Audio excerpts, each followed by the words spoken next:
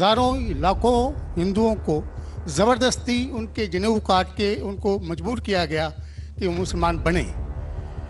आप कह रहे थे कि हजारों लोगों को कत्ल किया गया, आप कहते जिंदा बचे। कुछ लोग हर मजहब में खराब निकलते हैं, वो मजहब की गलती नहीं, वो मजहब के मानने वाले की, तो उनको दोष देना चाहिए, इस्लाम को नहीं। ये बिल्कुल बेबुनियाद चीज है कि 80% से ज्यादा गैर मुस्लिम हिंदुस्तान में हैं, ये शहादत दे रहे हैं। अस्सलाम वालेकुम। इस वीडियो में इन हिंदू भाई ने सवाल किया है कि भारत में 20% मुस्लिम रहते हैं और 80% हिंदू, जिनमें ये बातें होती है कि इस्लाम तलवार के जोर पे फैला है, तो क्या ये सच है और इससे रिलेटेड हिस्ट्री क्या कहती है? तो आज उनको भी जवाब मिलने वाला है जो ये कहते हैं कि इस्लाम जोर जबरदस्ती से और तलवार के जोर पे फैला है। तो चलिए वीडियो को स्टार्ट करते हैं। दो कम्युनिटीज़ जो भारत में रहती हैं, मेजॉरिटी कम्युनिटी 80% जिसको कहते हैं हिंदूस और 20% मुस्लिम्स, उनके बीच में गलत या सही ये भावना है कि इस्लाम जो फैला था वो तलवार के ज़ोर से फैला था। हिस्टोरिकल फैक्ट है या ये मिथ है कह नहीं सकते, लेकिन क्या ये सच है कि 3000 से 6000 तक हिंदू मंदिरों को गिरा के मस्जिद में बदला गया? क्या ये सच है कि स्पेशली औरंगज़ेब के वक्त में हज़ारों लाखों हिंदुओं को ज़बरदस्ती उनके जनेऊ काट के उनको मजबूर किया गया कि वो मुसलमान बने? नंबर 2, जो कि आज के समय के अनुसार एक सवाल मैं पूछ रहा हूँ, हिंदुओं पर हिंदू मैरिज एक्ट लागू है, जिसकी परिभाषा में सिवाय क्रिश्चियंस और मुस्लिम्स को छोड़ के बुद्ध, जैन को, सिखों को, सबको शामिल किया गया है। क्या मुसलमानों का ये कहना नहीं बनता कि आप सबको शामिल करते हैं हिंदू मैरिज एक्ट में, इसका नाम बदल के एक ऐसा एक्ट बनाया जाए जो सब पे लागू हो, या इसके अल्टरनेटिवली एक यूनिफॉर्म सिविल कोड जो दोनों धर्मों के अच्छे टेनेट्स को शामिल करे, उसको लागू किया जाए। एक चीज़ मैं ये समझता हूँ कि मुस्लिम लॉ में जो विल है, जिसके अंदर ये लिखा है कि 1/3 से ज़्यादा कोई विल नहीं कर सकेगा, इसका मैं इनकॉर्पोरेशन अगर यूनिफॉर्म सिविल कोड बनता है तो मैं चाहूँगा कि वो हिंदुओं पे भी लागू हो। ये नहीं है कि हिंदू मैरिज एक्ट को अगर इंडियन मैरिज एक्ट में बदला जाए तो मुसलमानों पे लागू हो और हिंदुओं पे कोई चीज़ ना आए। मुझे इस्लाम में ये चीज़ बहुत अच्छी लगी। ऐसे ही कोई यूनिफॉर्म सिविल कोड के लिए ये मुस्लिम आगे क्यों नहीं आ रहे, इसकी वजह मुझे बताई जाए। भाई साहब ने 3 सवाल पूछे एक सवाल में।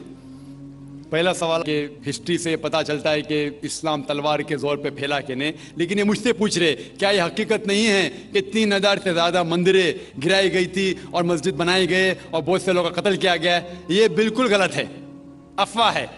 ये मैं कह सकता हूँ कि कुछ मंदिरें शायद गिराई गई होंगी, इससे मैंने कहा तो एक भी मंदिर नहीं गिराई गई।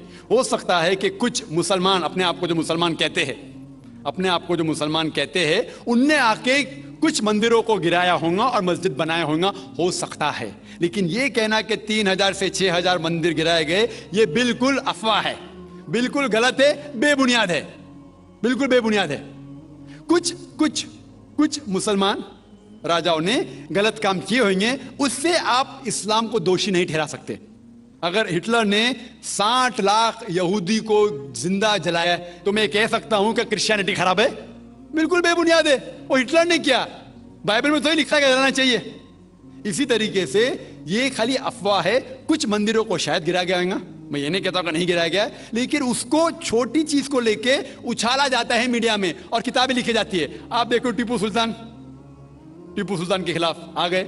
आज भी आप जाएंगे मैसूर के अंदर, उसके आजू बाजू आप देखेंगे तो टीपू सुल्तान के जो आंगन के अंदर है उसके अंदर मंदिर है। अगर आप ये कहते सच है कि 3000 से 6000 मंदिर को गिराया गया था, तो आप कैसा जिंदा बचे? आप कह रहे थे कि हजारों लोगों को कत्ल किया गया, आप कैसा जिंदा बचे? आप जिंदा बचे ये शहादत दे रहा है कि मुसलमान तलवार के जोर पे नहीं फैला। अगर ये सच होता था, आपने कहा हजारों लोगों का कत्ल किया, कुछ लोग का शायद कत्ल किया। देखो, हर मजहब में there are black sheeps in every community. कुछ लोग हर मजहब में खराब निकलते हैं, वो मजहब की गलती नहीं, वो मजहब के मानने वाले की। क्रिश्चियन में आपको कुछ खराब लोग मिलेंगे, मुसलमान में मिलेंगे, हिंदू में मिलेंगे। अभी आप देखेंगे हिंदुस्तान के मुसलमान कुछ लोग ड्रग में डील करते, ड्रग में धंधा करते। ड्रग तो हराम है इस्लाम में, करते, तो उनको दोष देना चाहिए, इस्लाम को नहीं। इसी तरीके से आप जो कह रहे हजारों लोगों का कत्ल किया, ये बिल्कुल बेबुनियाद चीज है। कुछ लोग का शायद किया होगा, और ये ही सबूत है, मैंने मेरी तकरीर में कहा कि 80% से ज्यादा गैर मुस्लिम हिंदुस्तान में हैं। ये शहादत दे रहे हैं कि इस्लाम तलवार के जोर पे नहीं फैला। आप लोग को क्यों छोड़ा उन लोग ने? आप उनके रिश्तेदार तो नहीं थे ना, आपको क्यों छोड़ा? 800 मिलियन 80 करोड़ गैर मुस्लिम को छोड़ा क्यों? उनने क्यों छोड़ा? अगर दम ही था हुकूमत की 1000 साल सब लोग को मुस्लिम बनाते थे। इससे यह जाहिर होता है कि इस्लाम तलवार के बलबूते पे नहीं फैला। कई लोग, कई गैर मुस्लिम इस्लाम से मुतासिर होके उन्होंने इस्लाम कबूल किया। तो यह कहना बिल्कुल गलत है। आपका दूसरा सवाल कि हमें क्या करना चाहिए? ये अलहदा लॉ नहीं होना चाहिए, सब एक ही कॉमन सिविल कोड होना चाहिए और सब मजहब के अच्छे चीजें लेके कॉमन सिविल कोड करना चाहिए। मैं आपके बिल्कुल साथ हूं। बाकी मुसलमान शायद आपके खिलाफ होंगे, मैं आपके साथ हूं। क्यों मैं साथ हूं आपके?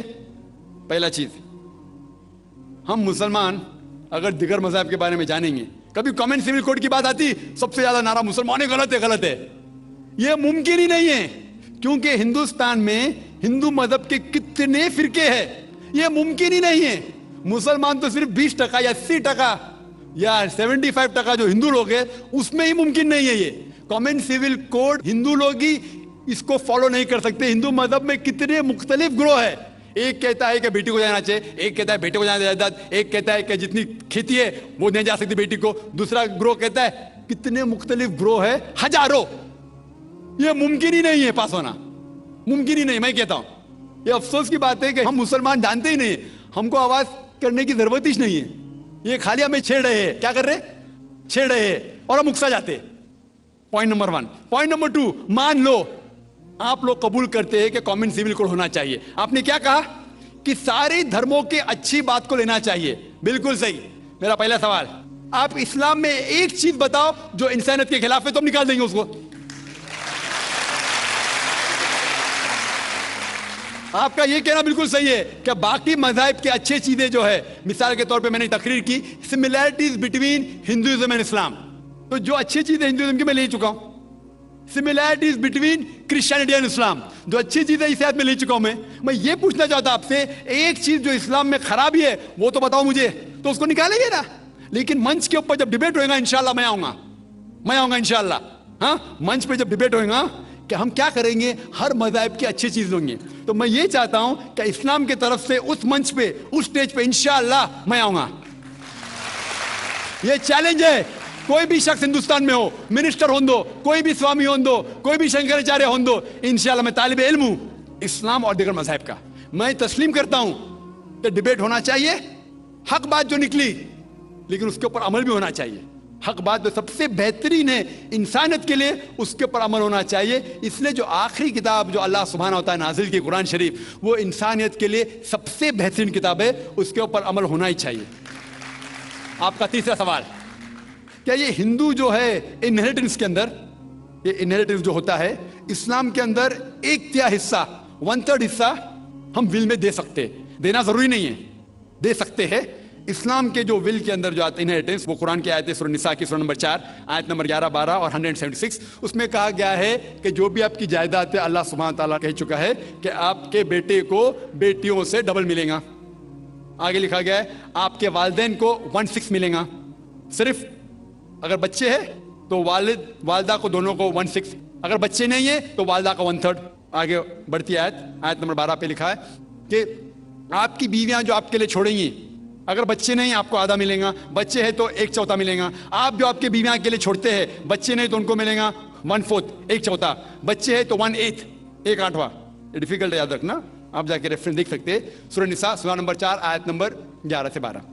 और इसके बाद अगर आप किसको विल करना चाहते हैं अपनी जायदाद, मैक्सिमम 1/3, लेकिन ये विल जो करेंगे आप, ये इन लोगों में से नहीं होना चाहिए। आप नहीं कह सकते कि मैं मेरे बेटे से ज्यादा मोहब्बत करता हूं, बड़े बेटे से, इसलिए उसको ज्यादा दूंगा, ये बिल्कुल गलत है। लेकिन जो ये दायरे में नहीं आते हैं इनहेरिटेंस के, उनको आप 1/3 हिस्सा दे सकते हैं। आप कहते हैं आपको ये चीज बहुत पसंद है, आप भी करना चाहते हैं, आपको कौन रोक रहा है? इंडियन गवर्नमेंट के हिसाब से आप अगर विल करेंगे, क्या मैं मेरा 1/3 हिस्सा देना चाहता हूं, कोई भी रोक ले सकता हूं, मैं भी नहीं ना मिनिस्टर भी नहीं। और पूरा अगर फॉलो करना चाहते सच्चा धर्म, आप इस्लाम कबूल कर सकते, हम आपको वेलकम करते। फाखर दावाना अल्हम्दुलिल्लाह रब्बिल आलमीन।